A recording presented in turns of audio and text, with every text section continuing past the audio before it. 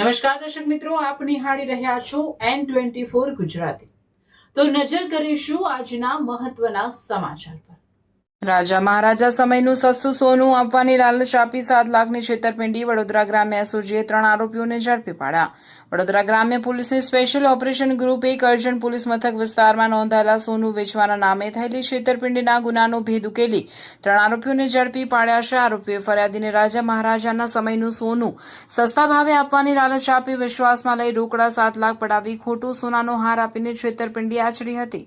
આ બનાવ અંગે કરજણ પોલીસ સ્ટેશનમાં ભારતીય ન્યાય સંહિતા BNS 2023ની કલમ 316(2), 318(2) અને 61(2) હેઠળ ગુનો નોંધાયો હતો।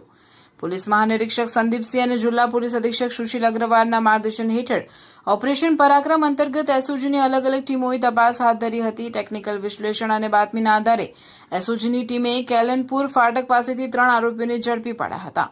તેમની પાસેથી છેતરપિંડીના 2.70 લાખ રોકડા તેમજ 5 મોબાઈલ ફોન મળી કુલ 3.36 લાખનો મુદ્દામાલ કબજે કરવામાં આવ્યો છે। પકડાયેલા આરોપીઓમાં વિજય ભગવાનભાઈ બારોટ, ડાયાભાઈ ગંગારામ હિમારવાડી અને મનોજ લાલભાઈ મારવાડીનો સમાવેશ થાય છે। પોલીસ તપાસમાં સામે આવ્યું છે કે આરોપીઓ પૈકી કેટલાક સામે અગાઉ પણ વિવિધ ગુનાઓ નોંધાયેલા છે। આ કેસમાં મીરાબેન ગુલશન સોલંકી ઉર્ફે રાઠોડ નામની મહિલા આરોપી હજુ ફરાર છે। તેની શોધખોળ ચાલુ હોવાનું પોલીસે જણાવ્યું છે।